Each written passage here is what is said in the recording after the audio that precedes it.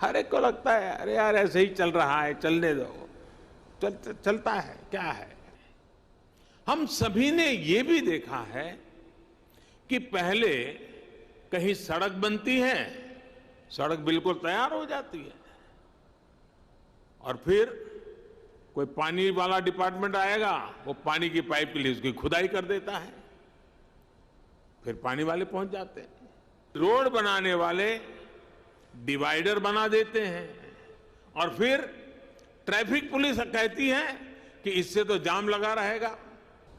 अब तो ये स्थिति आ गई है कि कुछ राजनीतिक दल देश के लिए जरूरी इंफ्रास्ट्रक्चर के निर्माण पर आलोचना करने में गर्व करते हैं।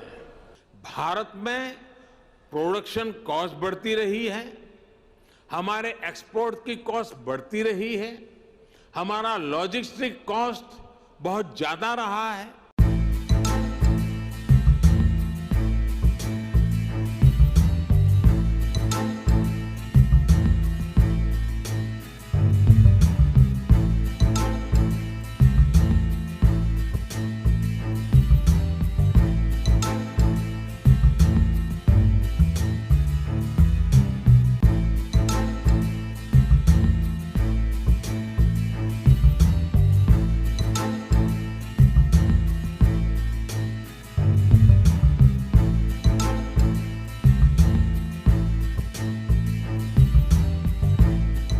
आज दुर्गाष्टमी है। पूरे देश में आज शक्ति स्वरूपा का पूजन हो रहा है, कन्या पूजन हो रहा है, और शक्ति की उपासना के इस पुण्य अवसर पर देश की प्रगति की गति को भी शक्ति देने का शुभ कार्य हो रहा है।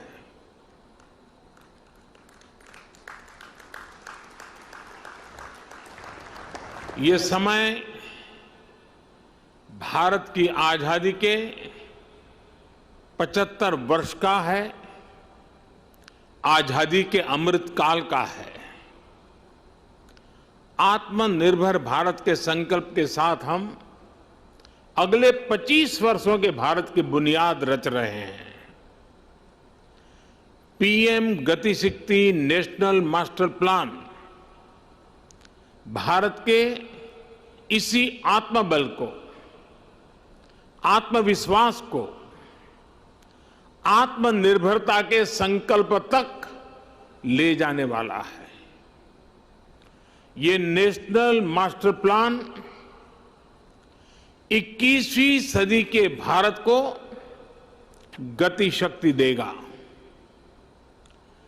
नेक्स्ट जनरेशन इंफ्रास्ट्रक्चर और मल्टी मॉडल कनेक्टिविटी को इस नेशनल प्लान से गति शक्ति मिलेगी। इंफ्रास्ट्रक्चर से जुड़ी सरकारी नीतियों में प्लानिंग से लेकर एग्जीक्यूशन तक को ये नेशनल प्लान गति शक्ति देगा। सरकार के प्रोजेक्ट्स तय समय सीमा के भीतर पूरे हों, इसके लिए ये गति शक्ति नेशनल प्लान सही जानकारी और सटीक मार्गदर्शन करेगा। गति शक्ति के इस महाअभियान के केंद्र में हैं भारत के लोग, भारत की इंडस्ट्री, भारत का व्यापार जगत, भारत के मैन्युफैक्चरर्स, भारत के किसान, भारत का गांव। ये भारत की वर्तमान और आने वाली पीढ़ियों को 21वीं सदी के भारत के निर्माण के लिए नई ऊर्जा देगा। उनके रास्ते के अवरोध समाप्त करेगा। ये मेरा सौभाग्य है कि आज के इस पावन दिन में पीएम गति शक्ति नेशनल प्लान, इसका शुभारंभ करने का मुझे अवसर मिला है। साथियों, आज ही यहां प्रगति मैदान में बन रहे इंटरनेशनल एग्जीबिशन कम कन्वेंशन सेंटर के 4 प्रदर्शनी हॉल का लोकार्पण भी हुआ है। दिल्ली में आधुनिक इंफ्रा से जुड़ा ये भी एक अहम कदम है। ये एग्जीबिशन सेंटर्स हमारे एमएसएमईज, हमारे हैंडीक्राफ्ट, हमारे कुटीर उद्योग को अपने प्रोडक्ट दुनिया भर के बाजारों के लिए शोकेस करने, ग्लोबल मार्केट तक अपनी पहुंच बढ़ाने में बहुत बड़ी मदद करेंगे। मैं दिल्ली के लोगों को, देश के लोगों को बहुत बधाई देता हूं, शुभकामनाएं देता हूं। साथियों, हमारे यहां दशकों तक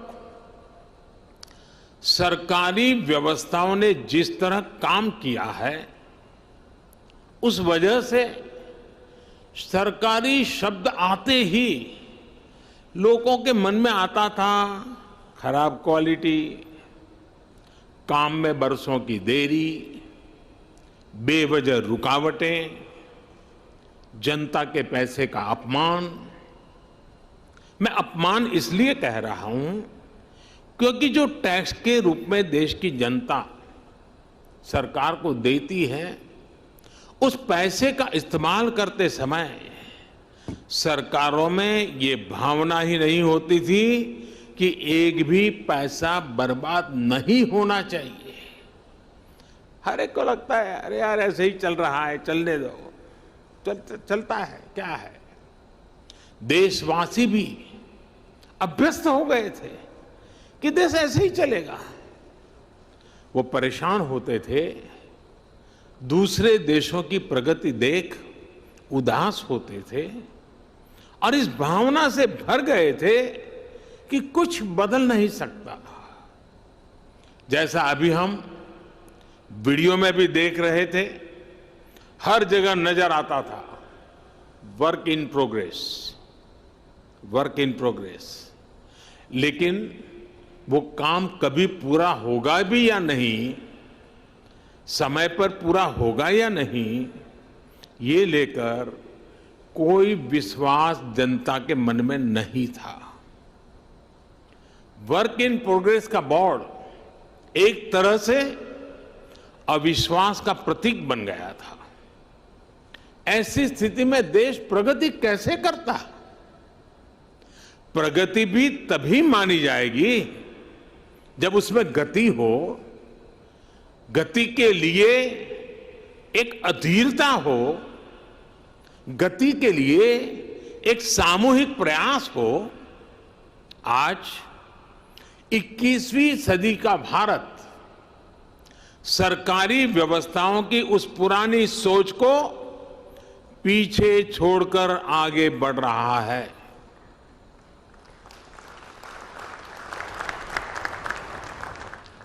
आज का मंत्र है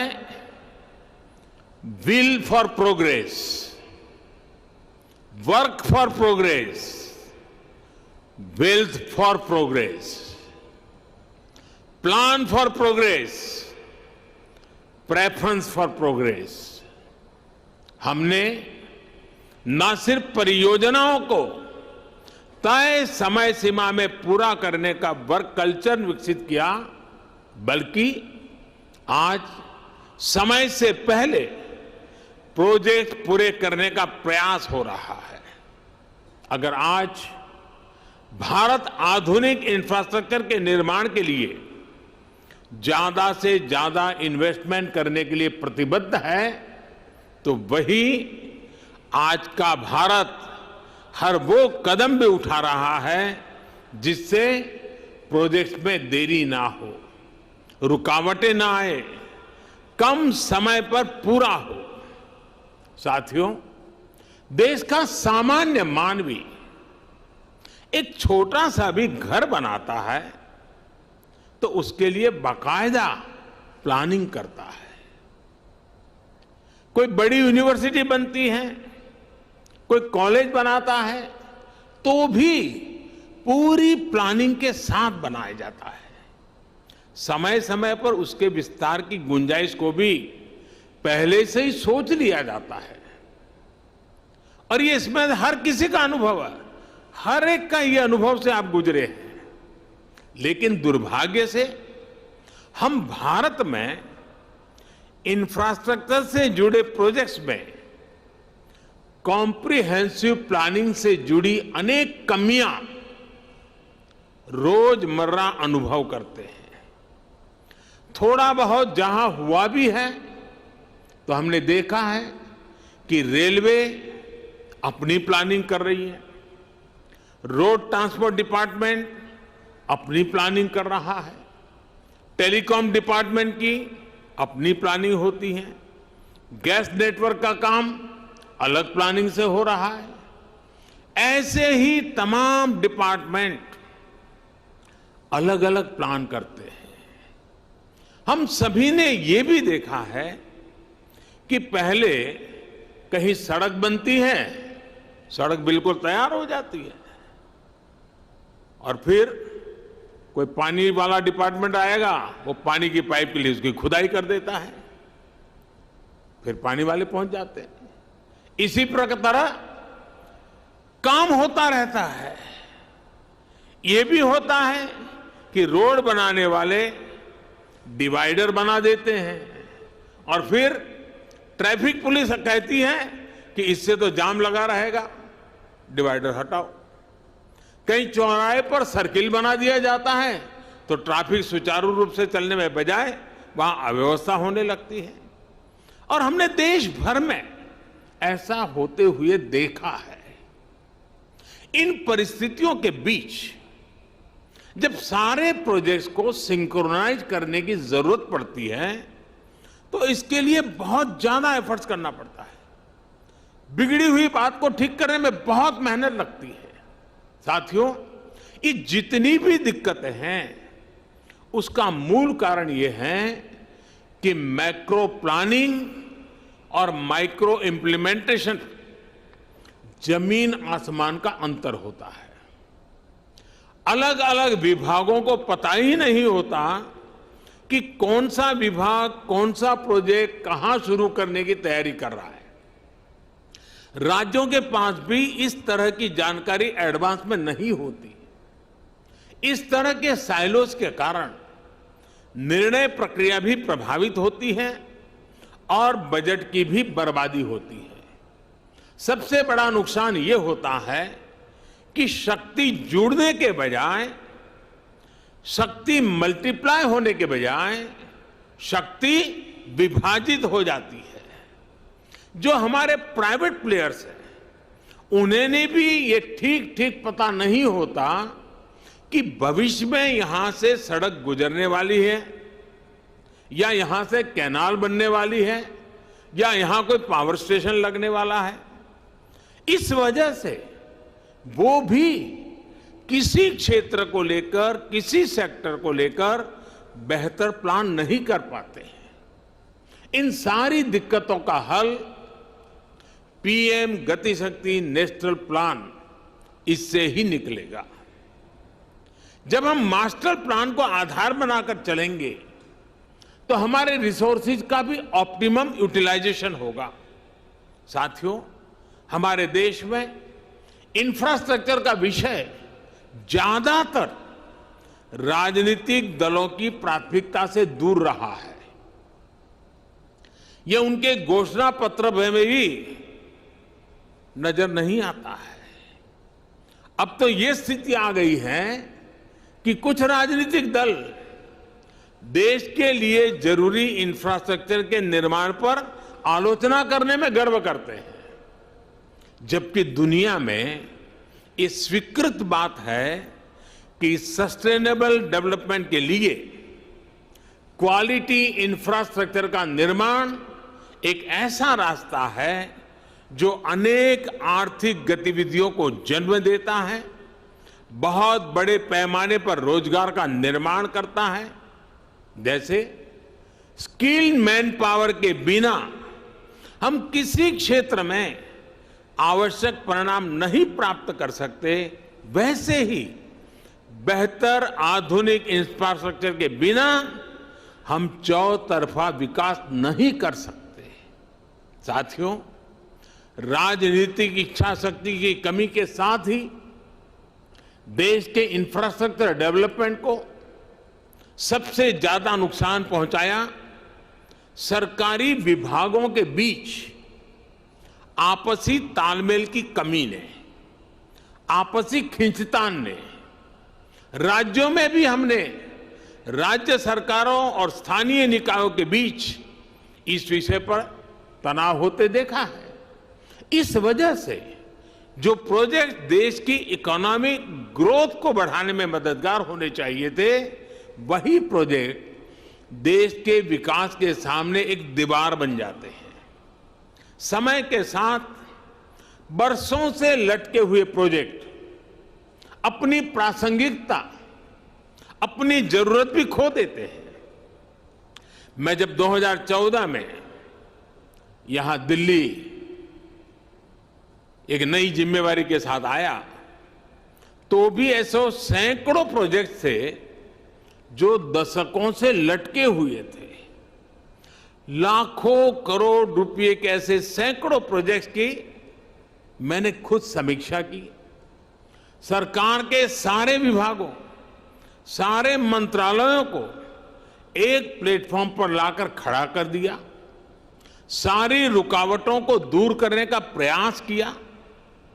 मुझे संतोष है कि अब सबका ध्यान इस ओर गया है कि आपसी तालमेल की कमी की वजह से परियोजनाओं में देरी ना हो। अब होल ऑफ गवर्नमेंट अप्रोच के साथ सरकार की सामूहिक शक्ति योजनाओं को पूरा करने में लग रही है। इसी वजह से अब दशकों से अधूरी बहुत सारी परियोजनाएं पूरी हो रही हैं। साथियों, पीएम गति शक्ति अब ये सुनिश्चित करेगी कि 21वीं सदी का भारत इंफ्रास्ट्रक्चर प्रोजेक्ट में कोऑर्डिनेशन में कमी की वजह से ना पैसे का नुकसान उठाए और ना ही समय गंवाए। पीएम गति शक्ति नेशनल मास्टर प्लान के तहत रोड से लेकर रेलवे तक, एविएशन से लेकर के एग्रीकल्चर तक विभिन्न मंत्रालयों को, विभागों को इससे जोड़ा जा रहा है। हर बड़े प्रोजेक्ट को, हर डिपार्टमेंट को सही जानकारी, सटीक जानकारी समय पर मिले, इसके लिए टेक्नोलॉजी प्लेटफॉर्म भी तैयार किया गया है। आज यहां कई राज्य के मुख्यमंत्री और राज्यों के अन्य प्रतिनिधि भी जुड़े हैं। मेरा सभी से आग्रह है कि जल्द से जल्द आपके राज्य भी पीएम गति शक्ति नेशनल मास्टर प्लान से जुड़कर अपने राज्य की योजनाओं को गति दें। इससे राज्य के लोगों का भी बहुत लाभ होगा। साथियों, पीएम गति शक्ति मास्टर प्लान सरकारी प्रोसेस और उससे जुड़े अलग अलग स्टेक होल्डर्स को तो एक साथ लाता ही है। ये ट्रांसपोर्टेशन के अलग अलग मोड्स को आपस में जोड़ने में भी मदद करता है। ये होलिस्टिक गवर्नेंस का विस्तार है। अब जैसे गरीबों के घर से जुड़ी योजना में सिर्फ 4 दीवारी नहीं बनाई जाती, बल्कि उसमें टॉयलेट, बिजली, पानी, गैस कनेक्शन भी साथ ही आता है। ठीक वैसा ही विजन इसमें इंफ्रास्ट्रक्चर के लिए भी है। अतीत में हमने देखा है कि उद्योगों के लिए स्पेशल जोन का ऐलान तो किया जाता था, लेकिन वहां तक कनेक्टिविटी या फिर बिजली, पानी, टेलीकॉम पहुंचाने में गंभीरता नहीं दिखाई जाती थी। साथियों, ये भी बहुत सामान्य बात थी कि जहां सबसे ज्यादा माइनिंग का काम होता है वहां रेल कनेक्टिविटी नहीं होती थी। हम सभी ने यह भी देखा है कि कहीं पोर्ट होते थे तो पोर्ट को शहर से कनेक्ट करने के लिए रेल या रोड की सुविधाओं का अभाव होता था। ऐसी ही वजहों से भारत में प्रोडक्शन कॉस्ट बढ़ती रही है, हमारे एक्सपोर्ट की कॉस्ट बढ़ती रही है, हमारा लॉजिस्टिक कॉस्ट बहुत ज्यादा रहा है। निश्चित तौर पर ये आत्मनिर्भर भारत के निर्माण में बहुत बड़ी रुकावट है। एक स्टडी है कि भारत में लॉजिस्टिक कॉस्ट जीडीपी का करीब करीब 13% है, 13% है। दुनिया के बड़े देशों में ऐसी स्थिति नहीं है। ज्यादा लॉजिस्टिक कॉस्ट की वजह से भारत के एक्सपोर्ट्स की कॉम्पिटिटिवनेस बहुत कम हो जाती है। जहां प्रोडक्शन हो रहा है वहां से पोर्ट तक पहुंचाने का जो खर्च है उस पर ही भारत के एक्सपोर्टर्स को लाखों करोड़ रुपए खर्च करने पड़ते हैं। इस वजह से उनके प्रोडक्ट की कीमत भी बेतहाशा बढ़ जाती है। उनका प्रोडक्ट दूसरे देशों के मुकाबले बहुत महंगा हो जाता है। एग्रीकल्चर के क्षेत्र में भी इस वजह से हमारे किसानों को बहुत ज्यादा नुकसान उठाना पड़ता है। इसलिए आज समय की मांग है कि भारत में सीमलेस कनेक्टिविटी बढ़े, लास्ट माइल कनेक्टिविटी और मजबूत हो।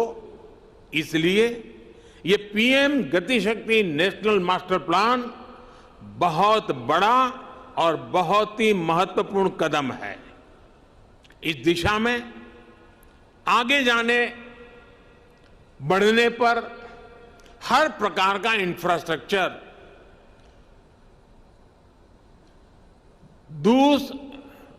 दूसरे इंफ्रास्ट्रक्चर को सपोर्ट करेगा, उसका पूरक बनेगा।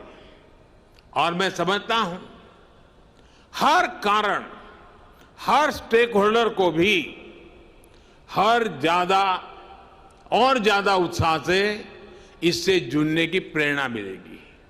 साथियों, पीएम गति शक्ति नेशनल मास्टर प्लान देश की पॉलिसी मेकिंग से जुड़े सभी स्टेक होल्डर्स को, इन्वेस्टर्स को एक एनालिटिकल और डिसीजन मेकिंग टूल भी देगा। इससे सरकारों को प्रभावी प्लानिंग और पॉलिसी बनाने में मदद मिलेगी।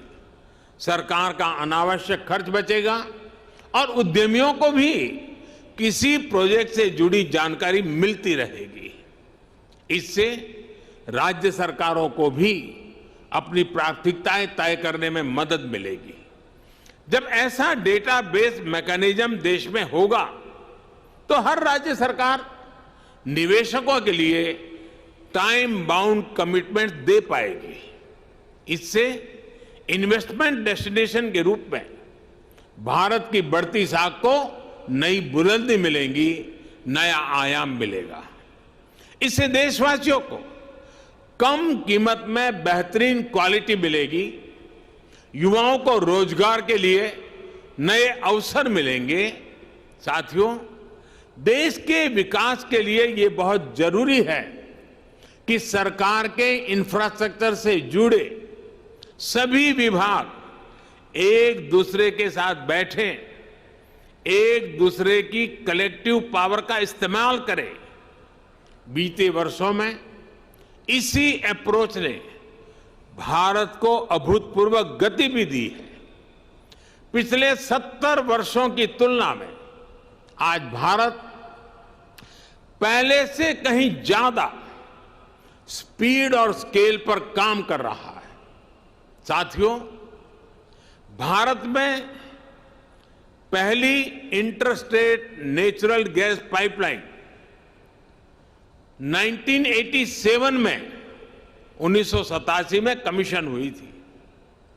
इसके बाद साल 2014 तक यानी 27 साल में देश में 15,000 किलोमीटर नेचुरल गैस पाइपलाइन बनी।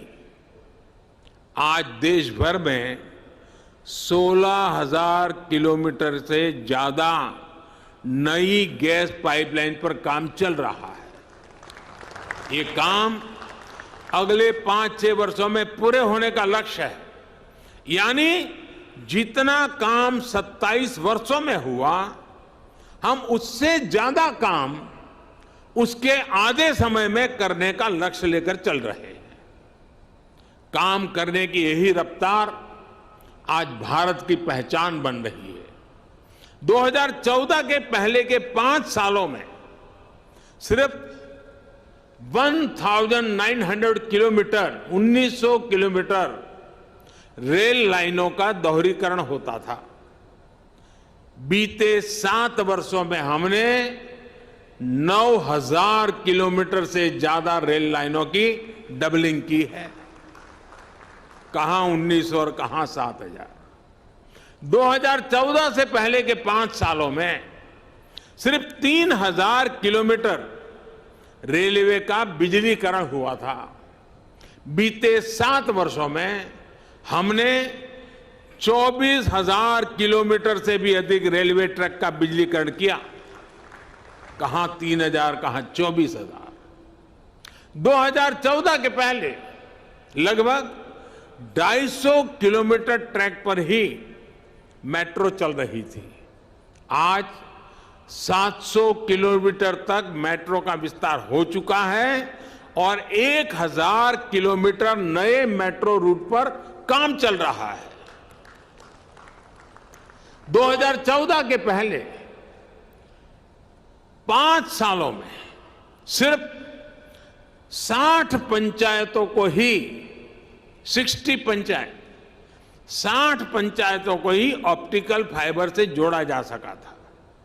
बीते 7 वर्षों में हमने 1.5 लाख से अधिक ग्राम पंचायतों को ऑप्टिकल फाइबर से कनेक्ट कर दिया है। कनेक्टिविटी के पारंपरिक माध्यमों के विस्तार के साथ साथ इनलैंड वाटरवेज और सी प्लेन्स नया इंफ्रास्ट्रक्चर भी देश को मिल रहा है। 2024 तक देश में सिर्फ 5 वाटरवे थे। आज देश में 13 वाटरवेज काम कर रहे हैं। 2014 से पहले हमारे पोर्ट्स पर vessel turnaround time 41 hour 41 घंटे से भी ज्यादा था। अब ये घटकर 27 घंटे रह गया है। इसे और कम करने का प्रयास भी किया जा रहा है। साथियों, कनेक्टिविटी के अलावा जरूरी दूसरे इंफ्रास्ट्रक्चर के निर्माण को भी नई रफ्तार दी गई है। बिजली की प्रोडक्शन से लेकर ट्रांसमिशन के पूरे नेटवर्क को ट्रांसफॉर्म किया गया है। One nation one power grid का संकल्प सिद्ध हो चुका है।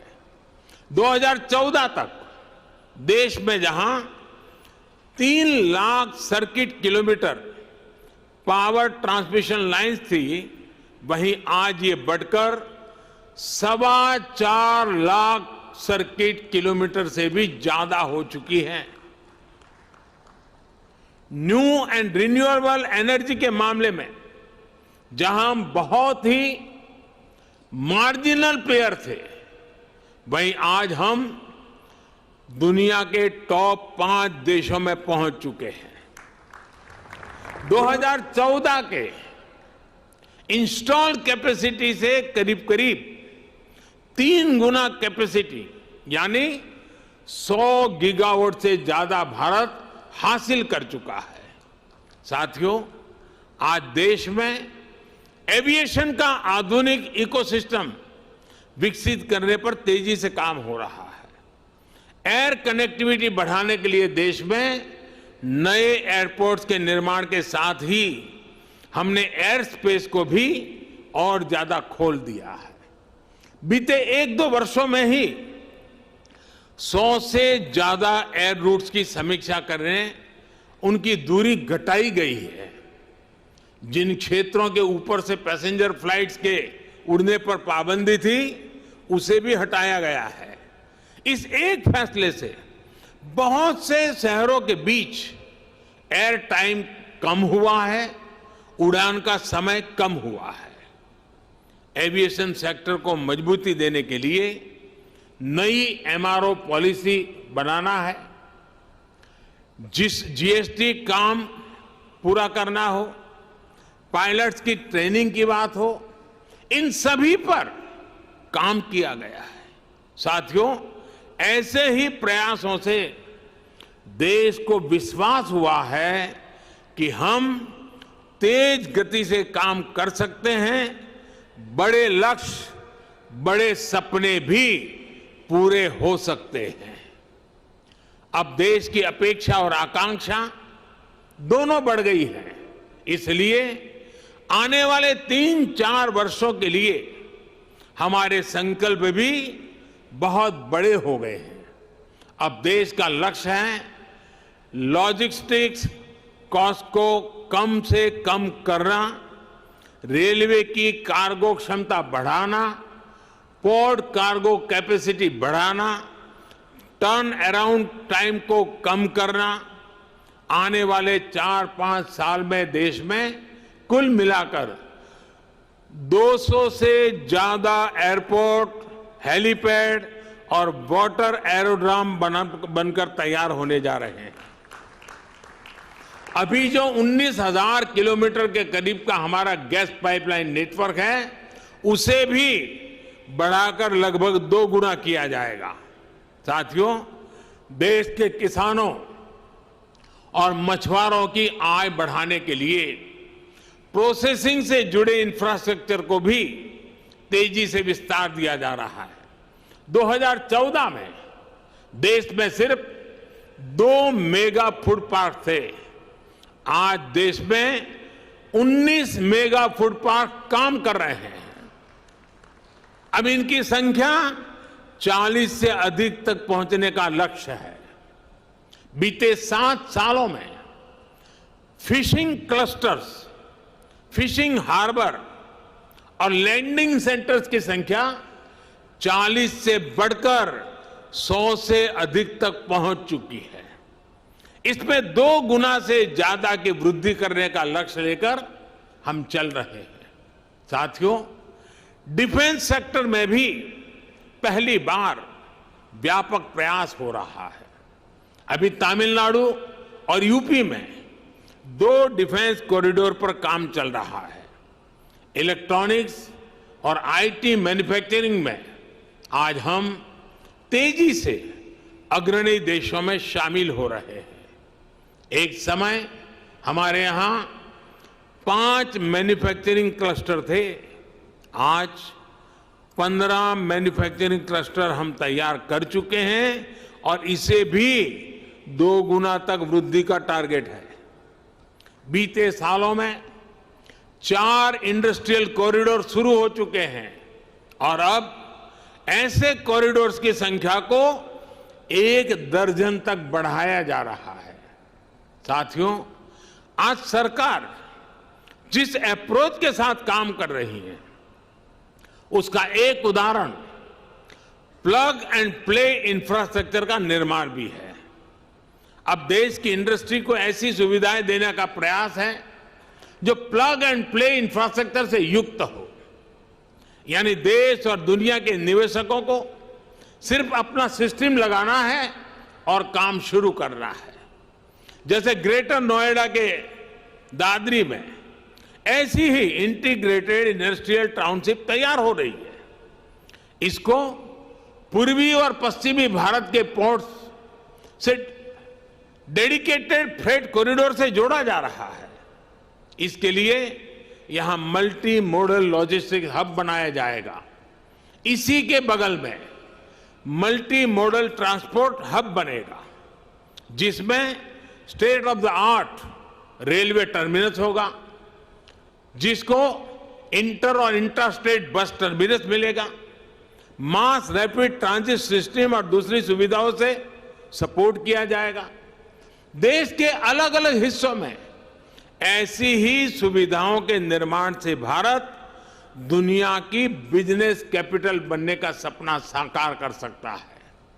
साथियों, ये जितने भी लक्ष्य मैंने गिनाए हैं, ये लक्ष्य सामान्य नहीं है और इसलिए इनको हासिल करने के लिए प्रयास भी अभूतपूर्व होंगे और इसके तरीके भी अभूतपूर्व होंगे और इन्हें सबसे ज्यादा ताकत PM GatiShakti national master plan से ही मिलेगी।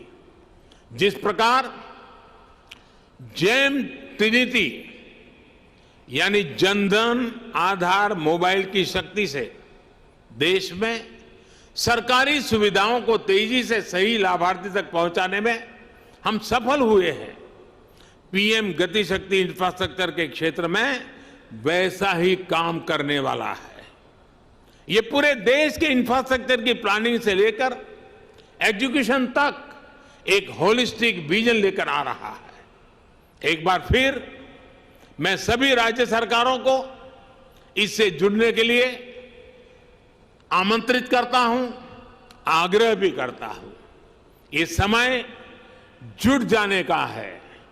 आजादी के इस 75वें वर्ष में देश के लिए कुछ कर दिखाने का है। इस कार्यक्रम से जुड़े हर व्यक्ति से मेरा यही आग्रह है, यही मेरी उम्मीद है। आप सभी को इस महत्वपूर्ण कार्यक्रम में पधारने के लिए मैं आपका धन्यवाद देता हूं और मुझे विश्वास है कि प्रधानमंत्री GatiShakti master plan private party भी उसको बहुत बारीकी से देखेगी। वे भी इससे जुड़ करके अपनी भावी रणनीति तय कर सकती हैं, विकास के नए आयाम को छू सकती हैं। मेरी आप सबको बहुत बहुत शुभकामनाएं हैं। देशवासियों को आज नवरात्रि के पावन पर्व पर शक्ति के इस उपासना के समय शक्ति के भगीरथ कार्य के लिए अनेक अनेक शुभकामनाओं देते हुए मेरी वाणी को विराम देता हूं। बहुत बहुत धन्यवाद, शुभकामनाएं।